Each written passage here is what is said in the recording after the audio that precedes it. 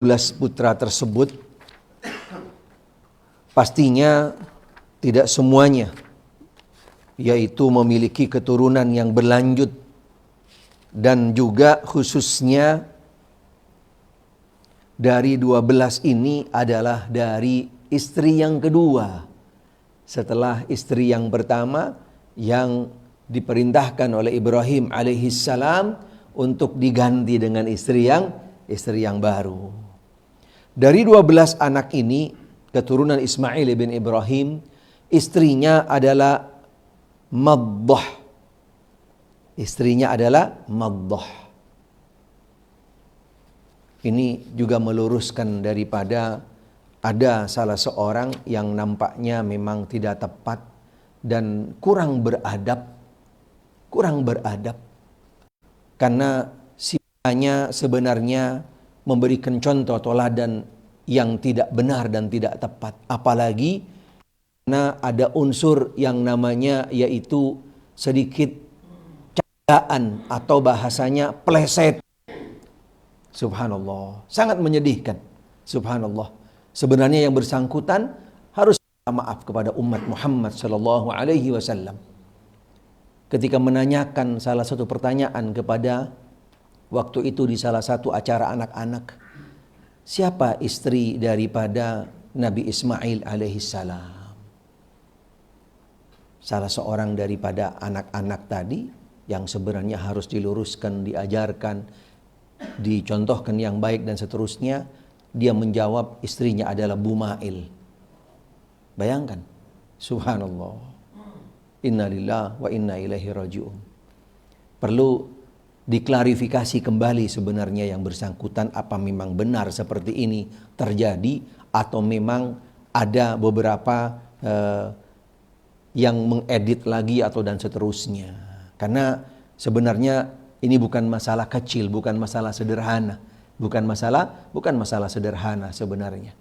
Karena kembali kepada istri seorang nabi dan kakek daripada nabi kita Muhammad sallallahu alaihi wasallam. Ismail bin Ibrahim alaihissalam ada 12 anak. 12 anak. Di antaranya ada Nabit, ada Nabayut, Qaidar, Adbail, Midsyam, dan seterusnya daripada 12 anak-anak tersebut, yang salah satunya nanti yang akan menjadi poin yang akan menurunkan daripada yaitu sampai kepada generasi Adnan, daripada nasabnya Nabi yang akan sambung ke sana, yaitu daripada Qaidar, daripada Qaidar. Nanti kita akan jelaskan secara khusus. Di pertemuan yang sebelumnya kami pernah jelaskan bahwasanya Al-Ansar penduduk Madinah yang mereka terdiri dari 2 kabilah yang besar. 2 kabilah yang besar. Apa kabilahnya?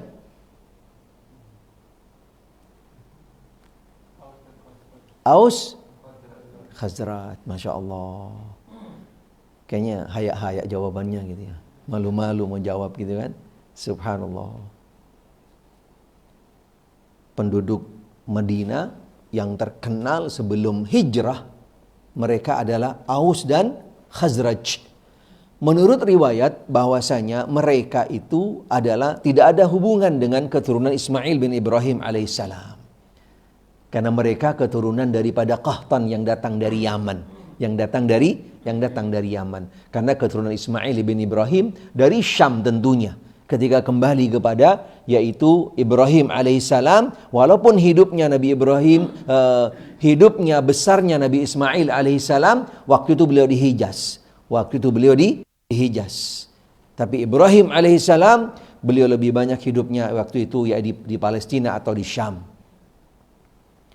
Tapi Al-Ansar menurut riwayat yang pertama adalah asal usulnya kembali kepada yaitu Arab yang dinamakan dengan Ya'rib ibn Yasjud. Ya'rib ibn Yasjub daripada keturunan dari Yaman. Yang mereka menurunkan generasi Qahtaniyah. Tetapi dikatakan di dalam riwayat sebenarnya Aus dan Khazraj itu adalah keturunan daripada Nabi Ismail alaihissalam. Ada riwayat juga seperti itu. Yaitu daripada salah satu putra Nabi Ismail yang namanya Nabit. Namanya Nabit ibn Ismail alaihissalam. Qaidar, salah satu daripada putra Ismail alaihissalam, namanya Qaidar.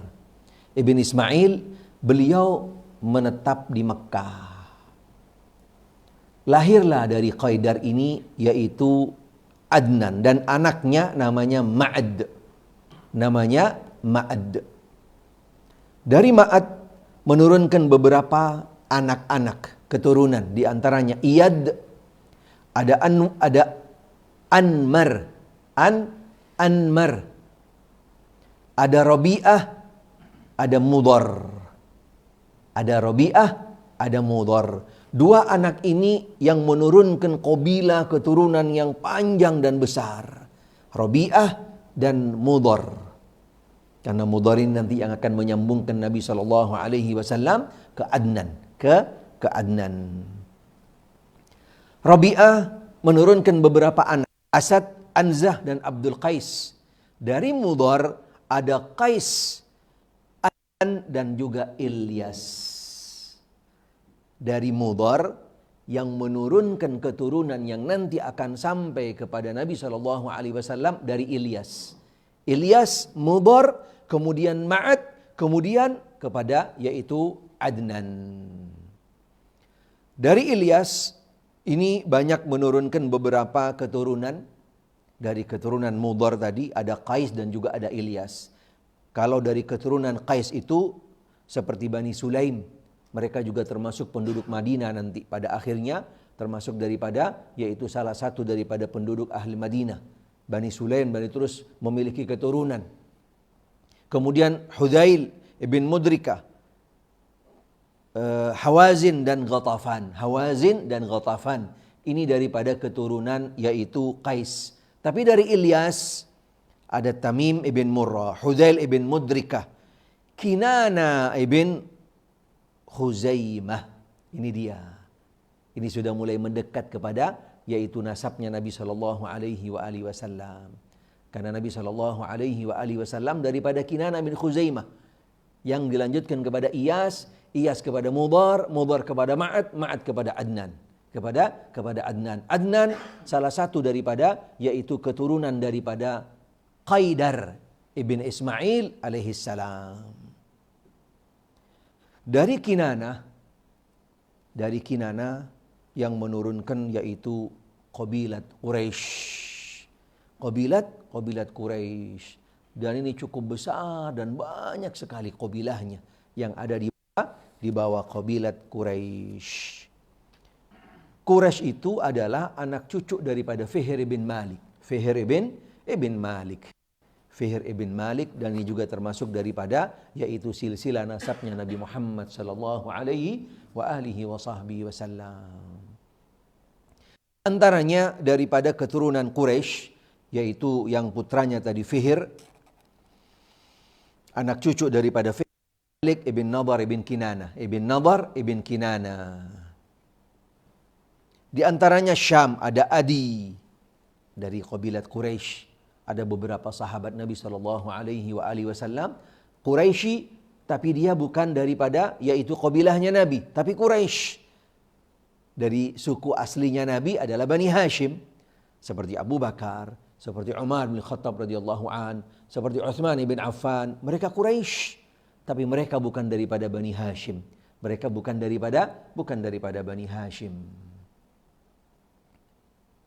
Dari Quraisy di antaranya Taim, Zuhra, kemudian menurunkan yang namanya Qusay ibn Kilab. Qusay ibn Kilab. Putra daripada Qusay ini yaitu adalah Abdul Manaf ibn Qusay. Ini sudah kakek Nabi yang sangat populer.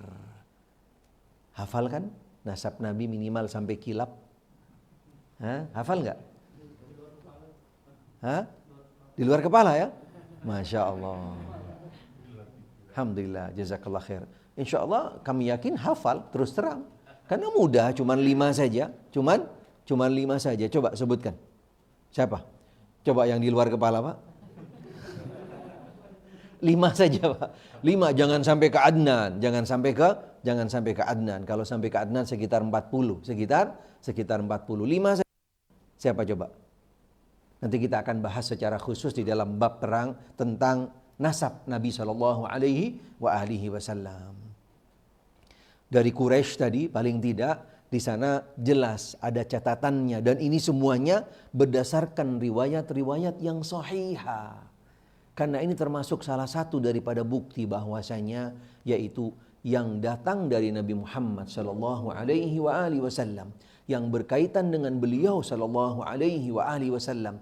Para ulama di bidangnya, yaitu khususnya para ahli sirah, berbeda dengan tarikh, mereka benar-benar yaitu mengklarifikasi keotentikan daripada riwayat nasabnya Nabi Muhammad Sallallahu Alaihi Wasallam.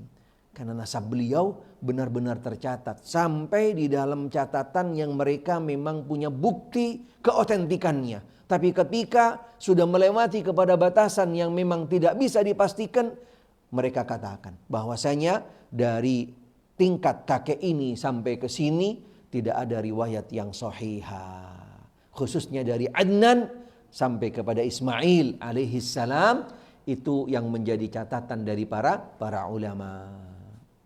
Tapi dari Nabi Shallallahu Alaihi Wasallam sampai kepada Adnan, apalagi cuman dari yang 5, 10, apalagi daripada Quraisy sendiri dan seterusnya, semuanya tercatat, semuanya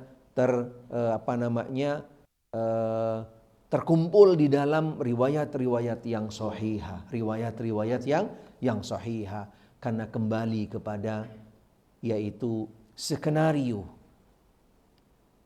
persiapan, dan juga sekaligus yaitu ketentuan catatan yang datang dari Allah Subhanahu wa taala, yang kembali kepada Nabi Muhammad sallallahu alaihi wasallam. Allah taala jaga, Allah taala lindungi, Allah taala pelihara dari mulai yaitu tentang sebelum keberadaan beliau sampai kelahirannya dan terus sampai di masa kehidupan beliau sallallahu alaihi wasallam. Dari Abdi Manaf ibn Qusay, yaitu putranya yang namanya Hashim. Inilah qabilah Nabi sallallahu alaihi wasallam yang dibilang qabilat Bani Hashim atau Al-Hashimiyah. Al-Hashimiyah. Dari qabilah ini yang menurunkan yaitu daripada orang tua Nabi Muhammad sallallahu alaihi wasallam. Muhammad bin Abdullah bin Abdul Muttalib ibn Hashim bin Abdi Manaf ibn Qusay ibn Kilab. Kemudian daripada Quraisy ibn Fihr ibn Kinana, kemudian lanjut kepada kakeknya yaitu Adnan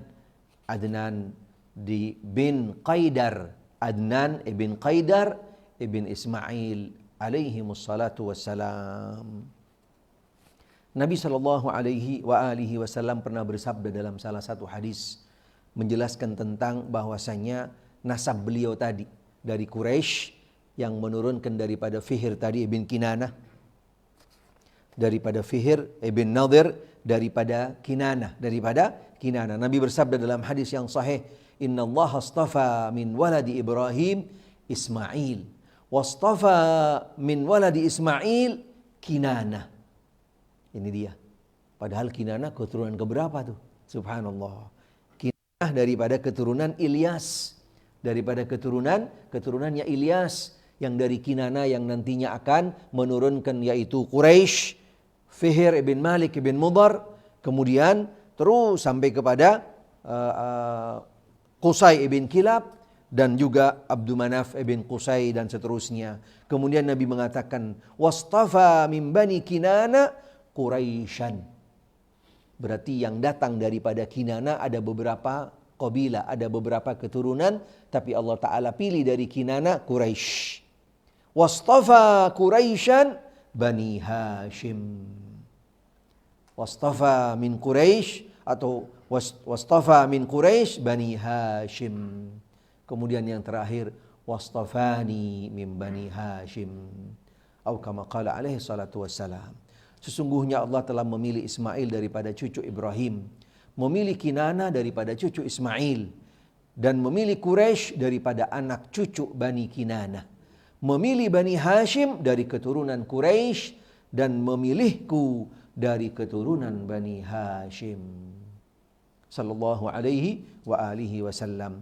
Hadis riwayat Imam Muslim. Dari sahabat Abdullah bin Abbas Ibn Abdul Muttalib, dia berkata, Rasulullah sallallahu alaihi wa alihi wasallam bersabda, Innallaha khalaqal khalq faja'alani min khairi firaqihim wa khairil fariqain thumma takhayyara al-qabail faja'alani min khairil qabilah thumma takhayyara al-buyuta faja'alani min khairi buyutihim fa ana khairuhum nafsan wa khairuhum baitan.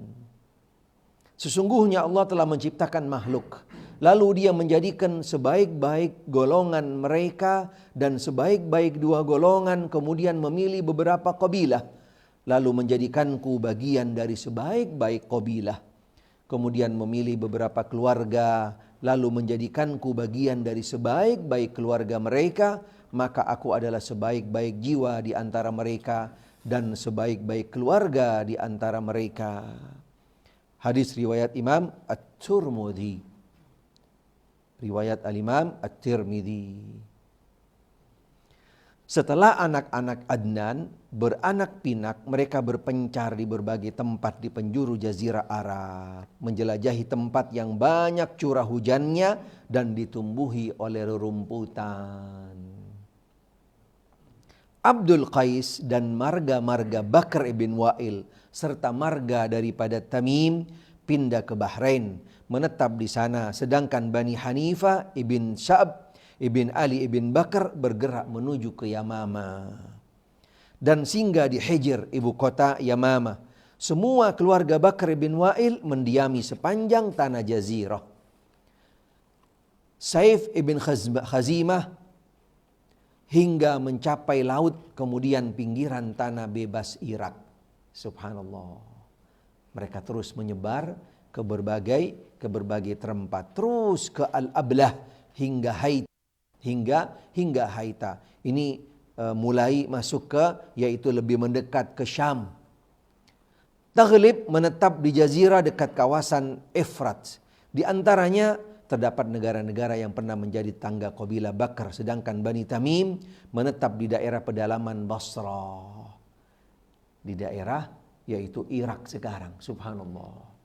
Karena mereka memang termasuk daripada, yaitu dulu daerah lintasan jalan yang dituju oleh para nabi dan rasul dulu, dari mulai yaitu daerah Syam terus sampai ke Irak dan sekitarnya, Basra dan seterusnya. Sementara Tasqib menetap di Taif, sedang Hawazin menetap di timur Makkah, di pinggiran Autas, yaitu dalam perjalanan antara Makkah dan Basra. Dulu Makkah dan Basrah, subhanallah, ditempuh dengan jalan darat dekat, subhanallah. Sekarang karena sudah ada perbedaan teritorial, akhirnya jadi jauh. Bani Asad berdomisili di sebelah timur Taima dan sebelah barat Kufah. Subhanallah. Tempat domisili mereka dengan Taima adalah perkampungan Butur dan suku Tayy'. Sedangkan jarak antara mereka dan Kufah sejauh perjalanan 5 hari. Dulu mereka masih kembali kepada asal usul, yaitu keturunan daripada Ismail bin Ibrahim. Dulu Kufah termasuk daripada tempat yang memang mereka tempatnya adalah asal usulnya, dan juga apa yang mereka yakini dan juga yang mereka pegang teguh kembali kepada ajaran, yaitu tauhid, mentauhidkan Allah Subhanahu wa taala.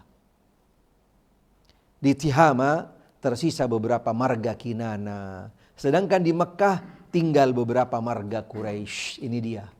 Akhirnya Quraisy yang menjadi dari suku-suku tadi yang ada daripada keturunan Kinanah, Quraisy yang lebih banyak menetap di Mekah. Mereka hidup bercerai-berai tanpa ada sesuatu yang menyatukan mereka, hingga muncul Qusay ibn Kilab, salah satu daripada kakek Nabi.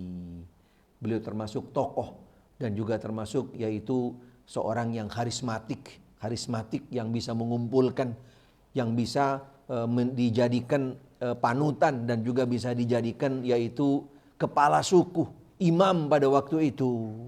Dialah yang pertama kali menyatukan mereka dan membentuk satu komunitas yang bisa mengangkat kedudukan dan martabat mereka. Sehingga dari sanalah mulainya.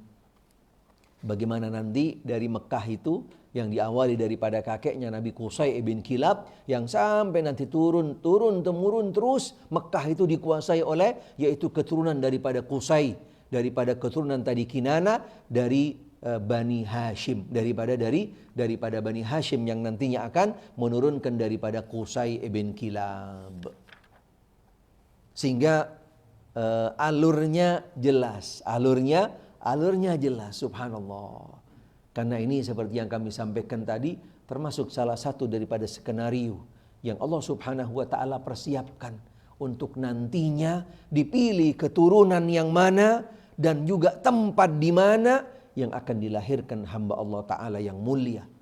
Hamba Allah Ta'ala pilihan Nabi dan Rasul, yaitu yang terakhir penutup daripada seluruh Nabi dan Rasul. Yang berbeda dengan Nabi-Nabi dan Rasul yang sebelumnya. Karena satu-satunya daripada keturunan Ismail ibn Ibrahim yang menjadi Nabi hanya Nabi Muhammad sallallahu alaihi wasallam. Bayangkan berapa puluh daripada kakek-kakeknya Nabi sallallahu alaihi wasallam yang sampai kepada Ismail bin Ibrahim hanya beliau satu orang yang dipilih, yang diangkat oleh Allah Ta'ala untuk menjadi Nabi dan Rasul, bahkan menjadi Nabi dan Rasul yang terakhir, imam, menjadi imam dari para Nabi dan Rasul.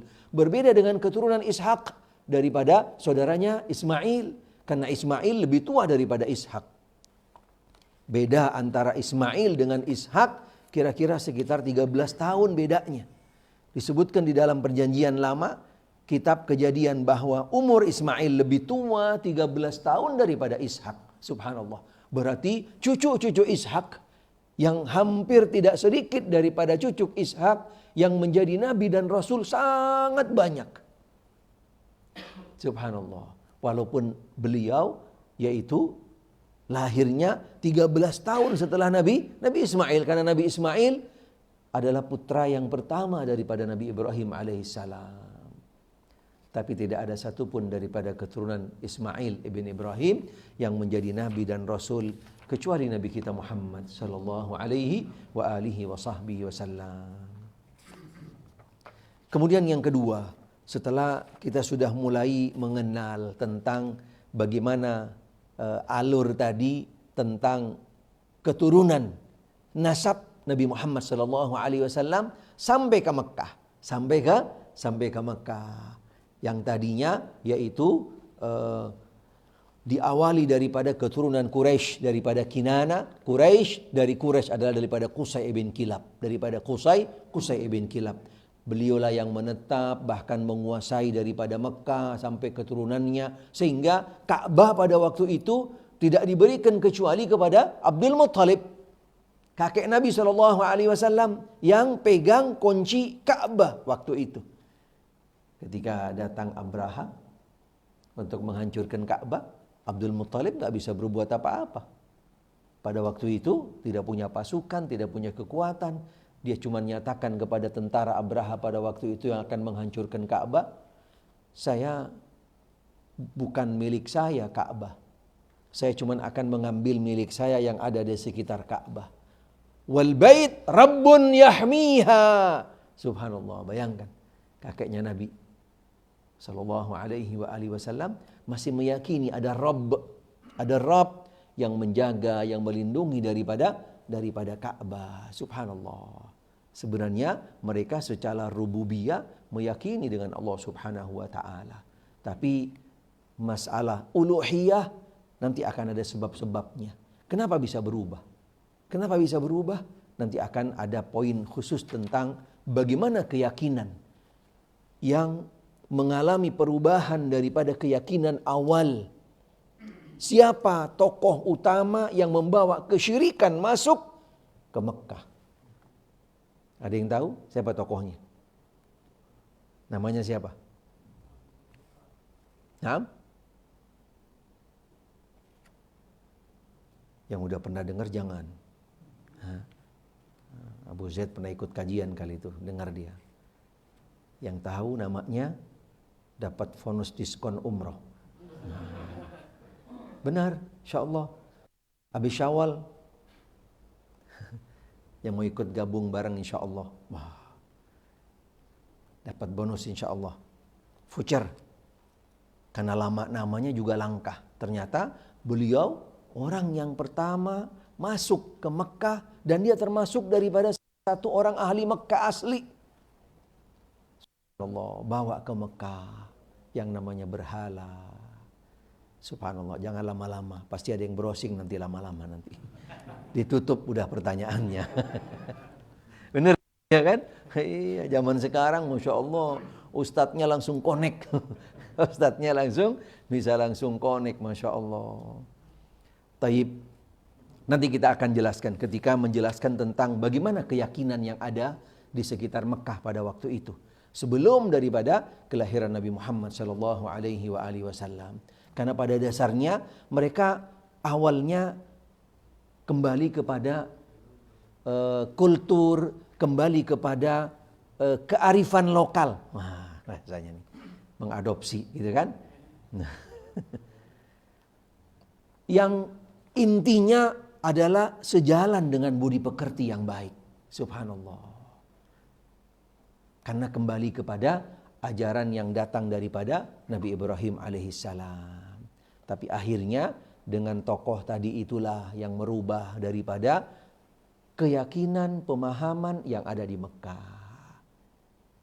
Amr ibn Luhai namanya. Amr ibn Luhai. Kita akan bahas tentang beliau. Sebelum kita masuk tentang perubahan keyakinan, secara global kami akan jelaskan tentang bagaimana pemerintahan yang ada di sekitar Mekah pada waktu itu, Hijaz, semenanjung Arab.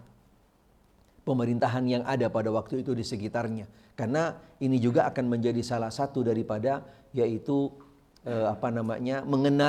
mengenal tentang bagaimana yang ada di luar daripada Mekah yang nantinya akan menjadi pusat utama, tempat di mana kelahiran Nabi dan juga akan menjadi tersebarnya agama.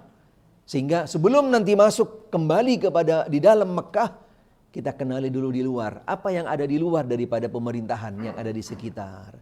Di antaranya dikumpulkan para ahli sejarah, pemerintahan yang ada di sekitarnya dibagi dalam dua kategori pemerintahan yang ada. Yang pertama adalah pemerintahan di bawah pemerintahan bermahkota. Pemerintahan istilahnya bermahkota. Apa maksudnya pemerintahan bermahkota? Kerajaan, monarki. Subhanallah, ahsan barakallahu fiik. Pemerintahan yang di bawah pemerintahan bermahkota ini ada beberapa daerah yang ada di sekitar, yaitu khususnya Hijaz dan Mekah yang lebih spesifik. Ada juga pemerintahan yang lain yang sifatnya adalah sekedar kepala suku, kabilah. Tapi mereka punya otoritas, mereka juga punya pasukan, mereka juga punya kekuatan dan seterusnya. Tetapi tidak setingkat dengan pemerintahan yaitu yang bermahkota tadi. Di antaranya pemerintahan yang ada di Yaman, subhanallah. Ada pada waktu itu pemerintahan yang ada di Yaman. Kemudian di wilayah Hira. Di mana wilayah Hira? Tadi disebutkan. Ada Hira. Ada juga Syam, pemerintahan Syam. Hira itu di sekitar Basra. Sekitar Basra dan seterusnya. Taib, nanti kita lakukan. Mudah-mudahan nanti bisa kita selesaikan paling tidak tentang tadi bagaimana perubahan keyakinan. Perubahan keyakinan yang ada di Mekah, yaitu sebelum daripada datangnya lahirnya Nabi kita Muhammad sallallahu alaihi wa alihi wasallam. Wallahu a'lam.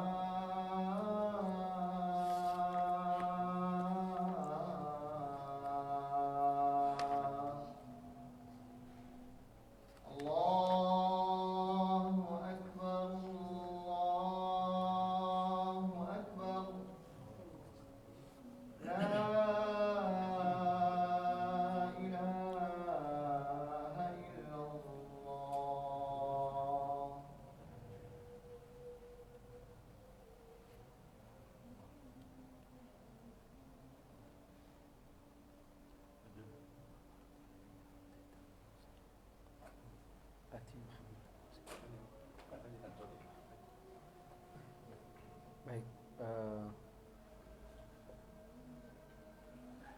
Bismillah, kita lanjutkan.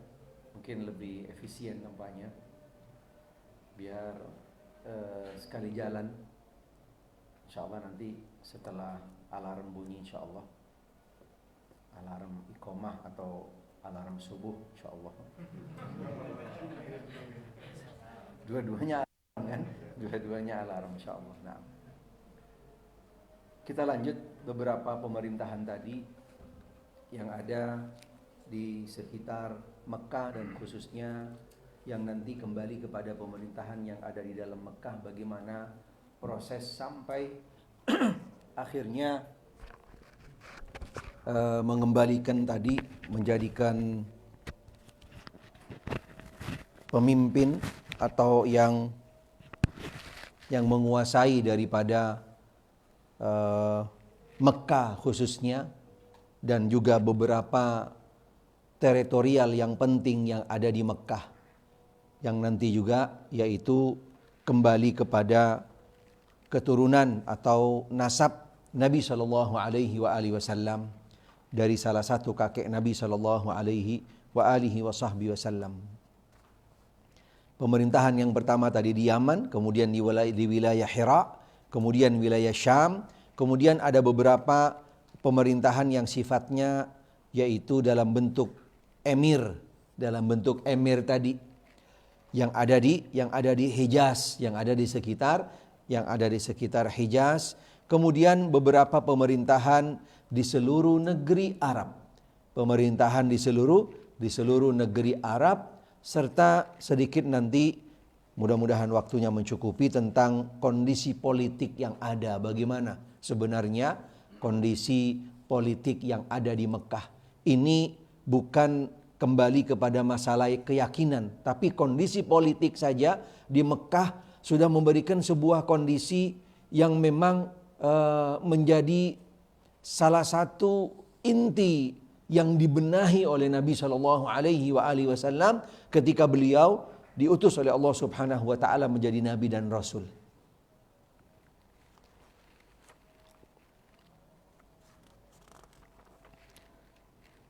Ketika Qusay telah beranak pinak, ini melanjutkan tadi, yaitu bagaimana proses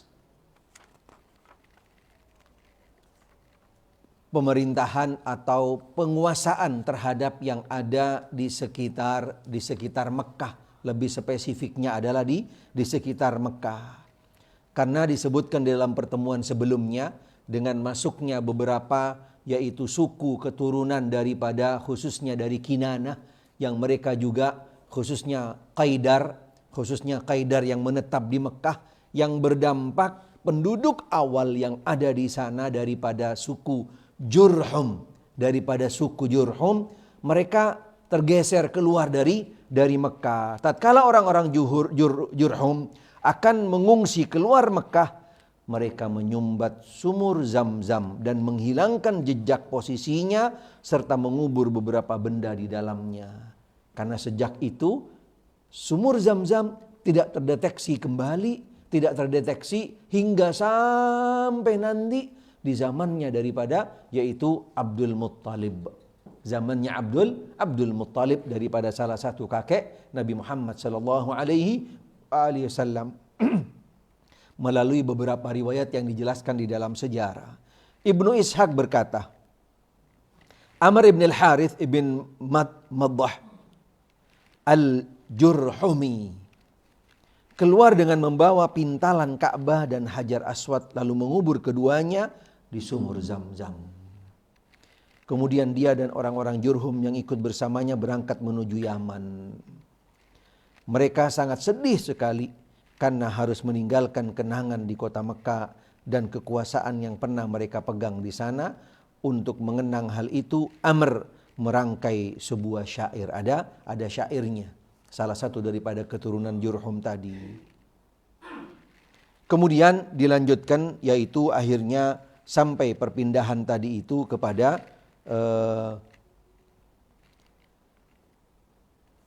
keturunan daripada Kinanah tadi, dari Quraisy, yang dipegang oleh Qusay, yang dipegang oleh oleh Qusay tadi sampai kekuasaannya sampai kepada Qusay. Mengenai identitas Qusay ini diceritakan bahwa ayahnya meninggal dunia saat dia masih dalam momongan ibunya. Kemudian ibunya menikah lagi dengan seorang laki-laki Bani Azarah, yaitu Rabi'ah bin Haram. Rabi'ah bin Haram. Lalu ibunya dibawa ke negeri asalnya di pinggiran kota Syam. Ketika Qusay beranjak dewasa, dia kembali ke kota Mekah. Ini asal mulanya Qusay tadi ibn Kilab yang sampai menjadi tokoh karismatik yang ada di Mekah, yang mengendalikan daripada kota Mekah, daripada beberapa penduduk yang ada di Mekah pada waktu itu. Ada 3 versi riwayat berkaitan dengan sebab terjadinya, yaitu beberapa peperangan, beberapa perang.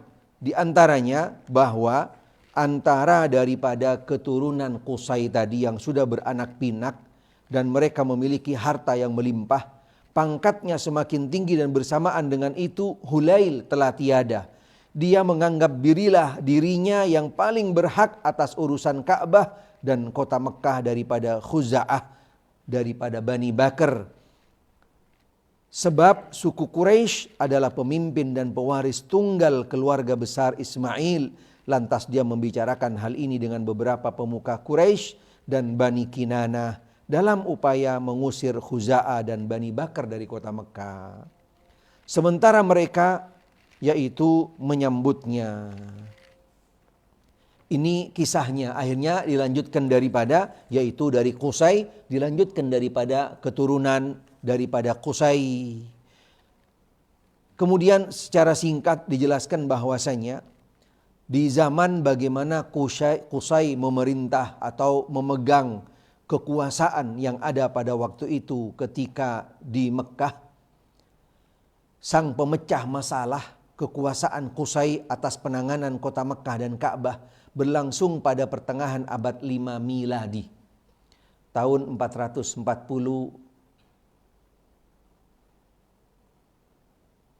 miladi. Dengan demikian jadilah Qusay sekaligus suku Quraisy yang memiliki wewenang penuh dan pemberi keputusan di kota Mekah. Dan Qusay menjadi pemuka agama bagi Ka'bah yang selalu dikunjungi oleh orang-orang Arab dari seluruh pelosok jazirah. Ada beberapa yaitu peninggalan dan juga jasa-jasa serta andil besarnya Qusay selama yaitu memimpin kota Mekah. Ketika memimpin kota Mekah, di antaranya mengepalai Darun Nadwa. Apa mungkin majelis permusyawaratan kali ya. Darun Nadwa yang ada pada waktu itu. Karena untuk berembuk permasalahan-permasalahan yang terkait dengan kota Mekah dan juga penduduknya dan juga perkembangannya dan seterusnya. Kemudian yang kedua, pemegang panji-panji perang tidak akan diserahkan kepada orang lain selain ke tangannya atau ke tangan salah satu daripada anak keturunannya. Yang ketiga, qiyadah, yaitu berwenang memberikan izin perjalanan. Yang berikan exit permit, entry, re-entry itu kan, dan seterusnya adalah masuk keluar Mekah melalui daripada Qusay. Subhanallah. Perjalanan kafilah penduduk Mekah tidak akan bisa keluar untuk berniaga atau selainnya kecuali atas perintahnya atau anak-anaknya. Hijabah, yaitu wewenang untuk menutup Ka'bah. Pintu Ka'bah tidak boleh dibuka kecuali olehnya. Sehingga sampai hari ini yang megang kunci Ka'bah itu selain juga daripada pemerintahan yang ada dipegang oleh salah satu daripada keturunannya sampai hari ini. Subhanallah.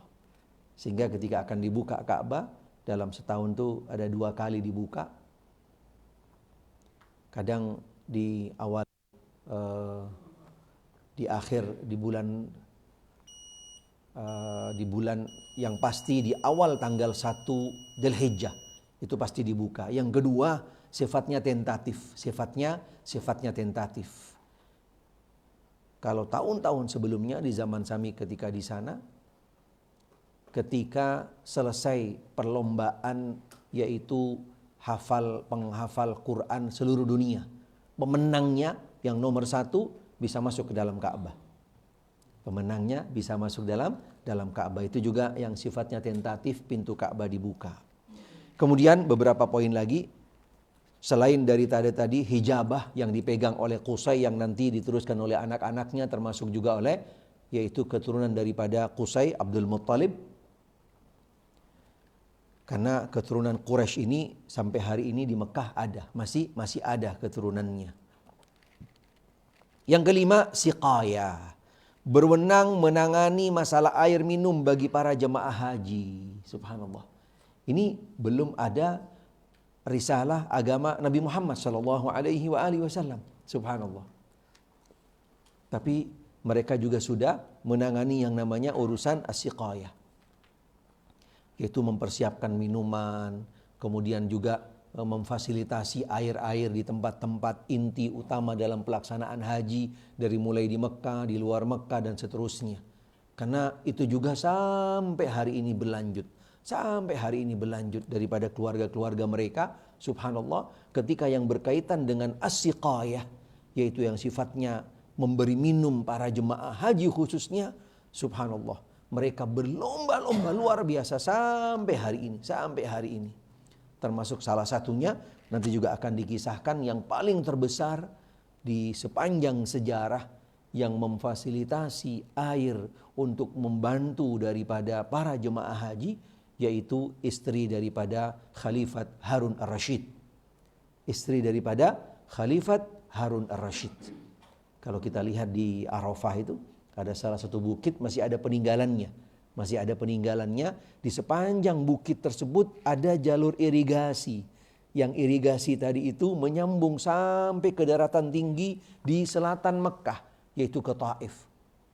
Sampai ke Taif, karena itu daratan tinggi yang ada di sana. Dan di sepanjang jalan banyak beberapa sumber-sumber air. Yang air itu sebagai muara untuk mengalirkan dari irigasi tersebut sampai ke Arafah untuk menjadi fasilitas tempat, yaitu air minum para jemaah haji. Kisahnya panjang yang kembali kepada istri daripada Harun ar-Rasyid. Mudah-mudahan nanti pada waktunya kami akan kisahkan. Yang terakhir daripada peninggalan, daripada yaitu semacam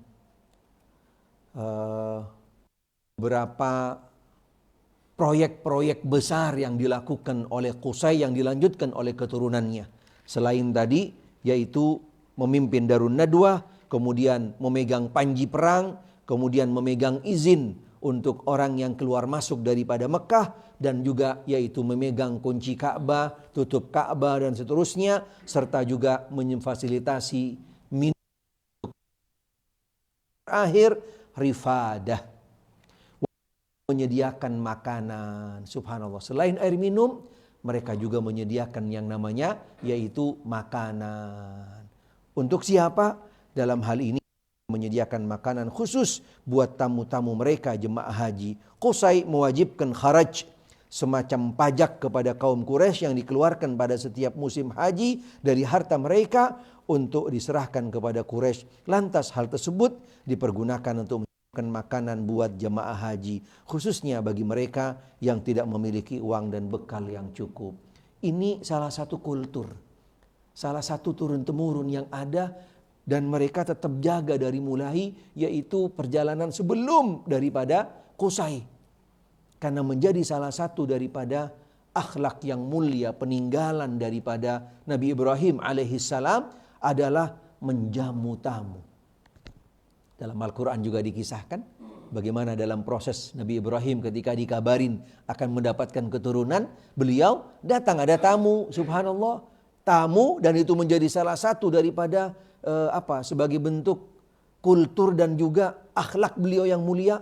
Dijamu aja itu tamu, tapi ternyata mereka enggak makan dan minum. Karena yang datang siapa? Malaikat, subhanallah. Nabi Ibrahim alaihissalam disebutkan di dalam salah satu riwayat hadis yang dikumpulkan oleh para ulamaul hadis, wallahu a'lam, tapi riwayatnya menjadi salah satu riwayat yang memang bisa dipertanggungjawabkan. Ada hadis atau buku hadis yang mengumpulkan namanya Hadithul Awail. Hadis al-awail. Salah satu istilah yang dijelaskan oleh para ulamaul hadis, yaitu hadis yang diawali dengan kalimat awal dan mereka yang juga melakukan yang pertama. Salah satu contohnya, awwalu man yuqri ad-daif Ibrahim alaihissalam. Awwalu man ikhtutin Ibrahim alaihissalam. Nabi yang paling pertama memulai dan melakukan yang namanya penjamuan terhadap tamu, Nabi Ibrahim alaihissalam. Nabi yang pertama di khitan adalah Nabi Ibrahim alaihissalam. Dan banyak lagi beberapa hadis-hadis yang lainnya yang kembali kepada hadisul awail tadi. Mudah-mudahan nanti pada waktunya kita akan jelaskan insyaAllah. Wallahu a'lam. Mungkin itu yang bisa kami sampaikan pada malam hari ini. InsyaAllah kita nanti akan lanjutkan dengan poin yang berikutnya, yang masih berkaitan dengan yaitu pemerintahan. Karena kondisi politik juga menjadi salah satu catatan yang harus perlu kita ketahui, karena ini punya hubungan erat dengan nanti yaitu akan datangnya risalah agama yang dibawa oleh Nabi Muhammad sallallahu alaihi wa alihi wa sahbihi wasallam. Wallahu a'lam. Mudah-mudahan cukup insyaallah. Ada yang mau dipertanyakan, ada yang kurang jelas? Taib.